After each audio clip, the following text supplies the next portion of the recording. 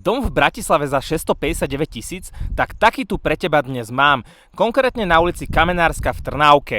A v dome nie je jeden byt, ale dokonca hneď dva. Jeden 5-izbový a druhý 2-izbový. Môžeš ich užívať tak, ako sú teraz, čiže jeden mať pre svoje bývanie a druhý napríklad prenajímať alebo bývať s rodinou spolu a zároveň oddelene.